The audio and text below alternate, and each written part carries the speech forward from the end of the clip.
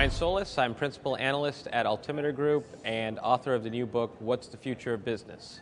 What's the Future of Business is my fifth book. It just follows a book I released about a year and a half ago called The End of Business as Usual. They're sort of a partners in crime, if you will. If this is the end of business, then what's the future of business? And I take a look sort of at a high level how society and technology is affecting consumer behavior, and then also the experiences that connect them, and also how those experiences affect your business, and how to get in front of those experiences so you can create the experiences you want them to share. One of the inspirations for What's the Future of Business was when I was writing the last book, I took a look at the negative index. It's called Grubel.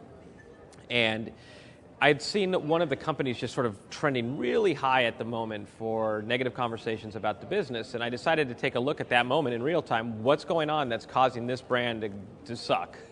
And I had learned that there were just tweet after tweet after tweet, just negative experiences about service and product and experiences.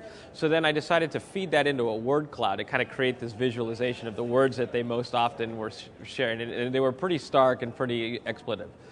And then I went to their website where they talk about the business. And I fed that into a word cloud. And I put them next to each other so you could see what customers think the brand is and how the brand talks about the brand. And they couldn't have been more polar opposite. So the difference is that if consumers are feeling this and sharing this, and this is what people are seeing, and this is what they're saying, there's obviously a disconnect between them.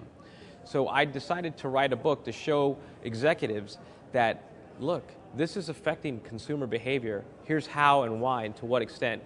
How it's going to impact your business now, 5 years from now, 10 years from now. And it's not good, but here's what to do about it. Shared experiences are not an intangible. You can see what those shared experiences are. You can see how far and wide they're spreading. You can see how it's affecting behavior, how it's affecting impressions. It's something that you can actually feel, and that's the point. It's feeling. I think that the future of business sort of lies in the empathy that comes from seeing what those shared experiences are. Now, in order to put those to work for you, shared experiences require that you have to define what the experience should be. For example, you see what they are, you see what the original mission or vision was for your business, and then you kind of see where they're unaligned or misaligned. There's always a gap.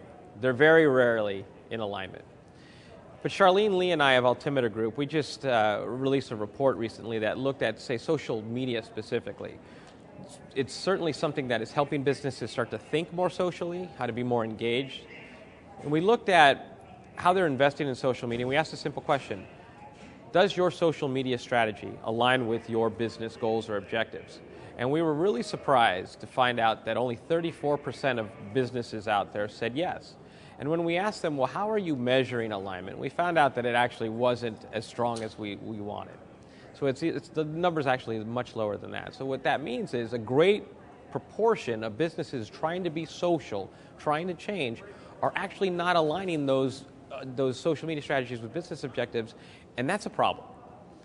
I'm not saying that things have to be lead-driven and sales-driven and marketing in your face. We just have to figure out how business objectives can be more meaningful and how these new technologies can deliver against those while also delivering better experiences. When you talk about creating experiences, I thought what better way to do that than to make the book an experience itself. So if you look at how people are consuming information today, their blog posts, their tweets, their short-form videos, so the attention span is maybe a little bit more focused. I don't want to say it's distracted because it's a bit more focused. So I decided to make the book incredibly visual. It's a square shape. It has a nav bar. The book reads like an analog app. And I felt like that was important to demonstrate. If I could reimagine what a book is, especially for business books, if I could imagine what a book is, imagine what you could reimagine based on the experience you were trying to deliver. At the beginning of the book, I introduced sort of a riff on Joseph Campbell's hero's journey, where I sort of reimagine what the hero's journey means and really who is the hero in this story, and it's the customer. And here's the experience that they go through and the challenges that they have and how you can help them break through the challenges. What I really want people to take away from the book, though, is at the end of the book, and yes, I'm giving away part of the ending, is that the hero's journey is really about you, the reader. You are the hero because you're the person that has to leave this experience and do something with it. You're the change agent. You're the one who has to go and fight the battle. You're the one that has to go and deal with the politics and the drama associated with that politics. But it tells you how to do it. And that's what I do for a living.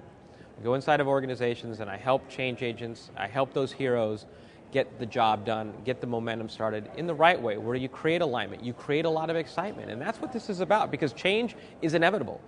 So you're either in front of it or you're on the other side of it. That's not where anybody wants to be.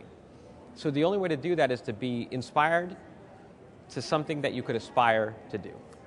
One of the challenges that businesses face of all shapes and sizes is the fact that their consumer base is so diverse, and it's only becoming more diverse. But I will say this, as diverse as it's getting, it's also getting much more connected. So businesses tend to look at audiences, they tend to look at customer segments, they tend to look at demographics, which is fine. But I refer to sort of these new generations that are coming up. So you have Gen Y, you have Gen Z, you have Gen X before them, you have boomers and matures. What I'm looking at doing is basically looking at the connected group. So Generation C, where C stands for connectedness. Because it's not just about the millennial, it's not just about Generation Z and how they sort of are digital natives. Once you get a tablet, once you get a smartphone, once you get on social networks, you start to live sort of the digital lifestyle, and you become part of Generation C, and you start to emulate behaviors like millennials, for example. You start to change how you make decisions. Instead of going to Google for information, you might go to networks, you might go to review sites, you might go to YouTube, right? There's a reason why YouTube is the second largest search engine in the world. Yes, search engine. Because people want to see videos back related to what they're looking for rather than websites. So understanding Generation C, this is the future. And yes, you have to talk to them differently than the way you connect with your traditional audiences, your traditional customers, and that's okay. The only thing you have to lose is relevance. And that's what happens when you don't start to see the markets this way. Investing here, yes, it takes time, it takes money, it takes resources. You have everything to gain. Businesses don't necessarily have the luxury of time today in order to make decisions that help them compete for the future. So what I try to do is help them better understand what experiences their customers are having now. Just take a look. I mean, certainly technology is abundant. A lot of businesses are flocking to things like Facebook and Twitter, YouTube, mobile apps. So they're recognizing the importance of technology. They're just not recognizing the importance of technology's impact on behavior. You can't just go into an executive's office, you can't just go to a small business owner, you can't just go to a founder of a new startup and say, look, you need to take things differently, you need to see things differently because technology is changing everything. Look how big Facebook is and YouTube, and we all know everybody's mobile. That's not enough, right? Because a lot of times people aren't necessarily on the same plane, you know? So the reality is, I think that each of us, in order to be true change agents, have to almost be like good lawyers. You have to make a case. And the case isn't going to be because of technology. The case is going to be because there's business impact. You need to look at how the business is impacting things now and over time, and distill it down into the easiest, shortest, compelling package possible to say, here is what we need to think about, why it's important, and what we need to do about it, and the effect, the positive effect it's going to have on the business. You know, look, at the end of the day, everybody has a job to do. You have a business to run. You have certain responsibilities you have to live up to. I get it. We're all busy. We get way too many emails. We're in way too many meetings. There's not a lot of answers. There isn't an easy way out either. There isn't a shortcut. Managing your business is as bad as being out of business.